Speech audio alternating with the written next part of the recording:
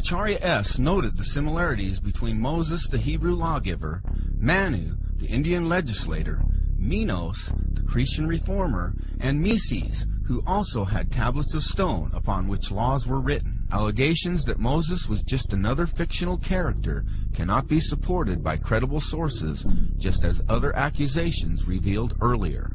Acharya S.'s source is Deceptions and Myth of the Bible by Lloyd Graham, published in 1991. This book is also a terrible reference which has no original source material.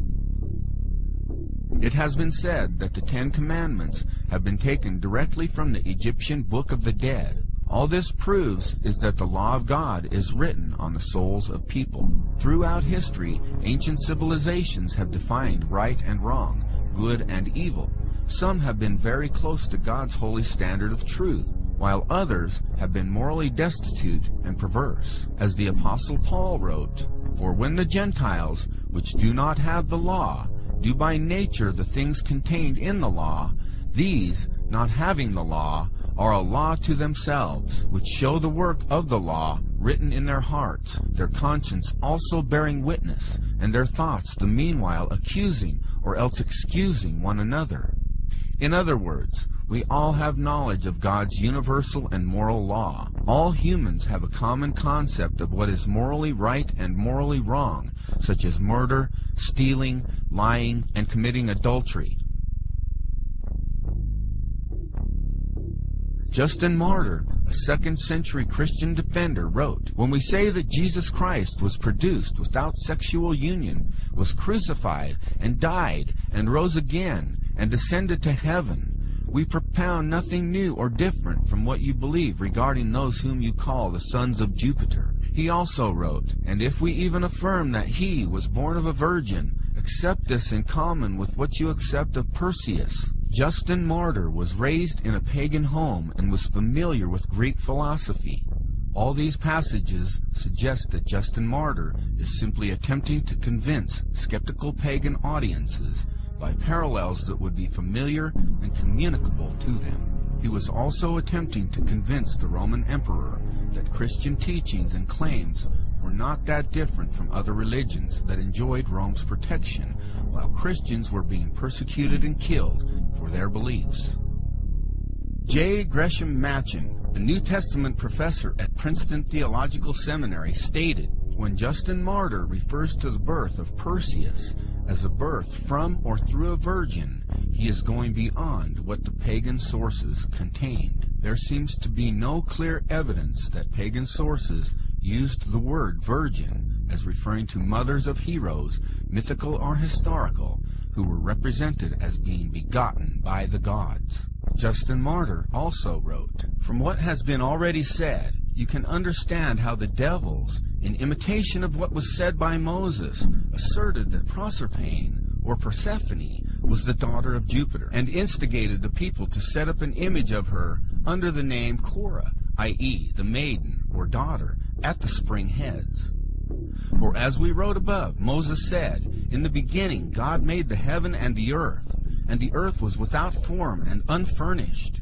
And the Spirit of God moved upon the face of the waters.' In imitation, therefore, of what is here said of the Spirit of God moving on the waters, they said that Proserpine was the daughter of Jupiter.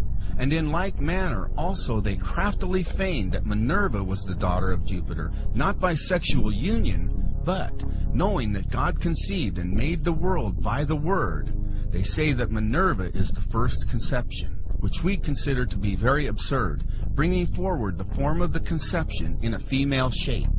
And in like manner, the actions of those others who are called sons of Jupiter sufficiently condemn them."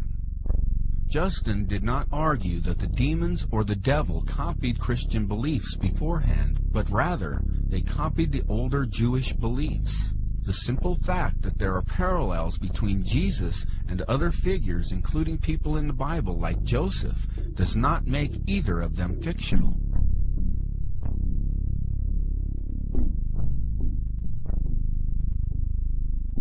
The documentation for a historical Jesus is actually much more compelling than the documentation for other ancient figures like Confucius and Buddha. If liberal scholars applied the same arbitrary standard of rejection of historical evidence to other ancient historical personages besides Jesus, such as Julius Caesar or Alexander the Great, they would be forced to reject all history as myth.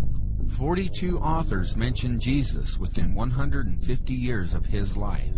9 traditional authors of the New Testament, 20 early Christian writers outside the New Testament, 4 heretical writings, and 9 secular or non-Christian sources. On the contrary, only 10 authors mention Tiberius Caesar, the Roman emperor, during Jesus' ministry, within 150 years of his life.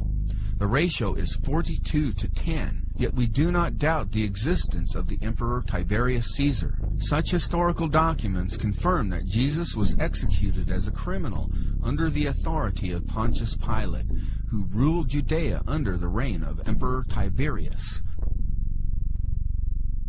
History provides proof that the Christians who began in Judea spread through the Roman Empire and suffered great persecution for their faith, and that these Christians derived their worship and religion from the person known as Christ or the Messiah.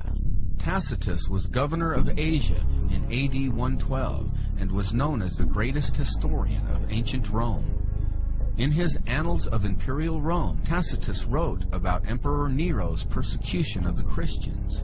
He says, "To suppress therefore the common rumor, Nero procured others to be accused, and inflicted exquisite punishments upon those people who were commonly known as Christians. They had their denomination from Christus, or Christ, who in the reign of Tiberius was put to death as a criminal by the procurator Pontius Pilate. This pernicious superstition, though checked for a while, broke out again, and spread, not only over Judea, the source of this evil, but reached the city of Rome also."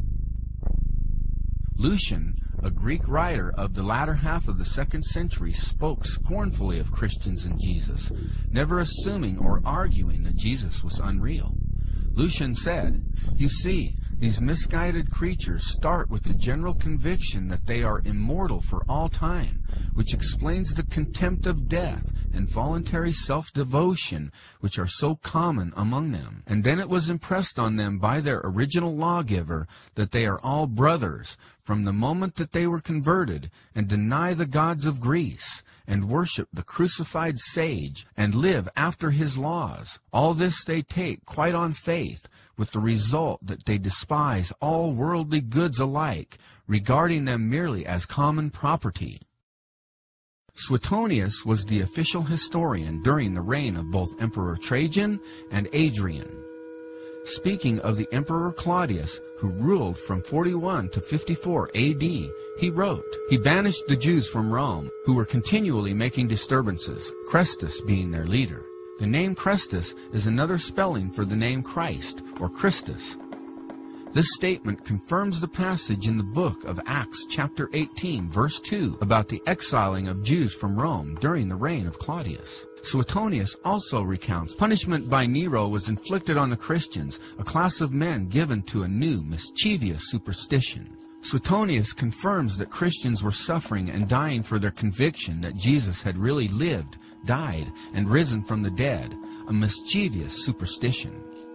Pliny the Younger was governor of the Roman provinces of Pontus and Bithynia in AD 101 to 110. In a letter to the emperor, Pliny the Younger requested specific instructions about the interrogations of Christians whom he was persecuting. He said he made them curse Christ, which a genuine Christian cannot be induced to do. He continued, "They affirmed, however, that the whole of their guilt, or their error, was that they were in the habit of meeting on a certain fixed day before it was light, when they sang in alternate verse a hymn to Christ as to God, and bound themselves to a solemn oath, not to any wicked deeds, but never to commit any fraud, theft, adultery, never to falsify their word, not to deny a trust when they should be called upon to deliver it up.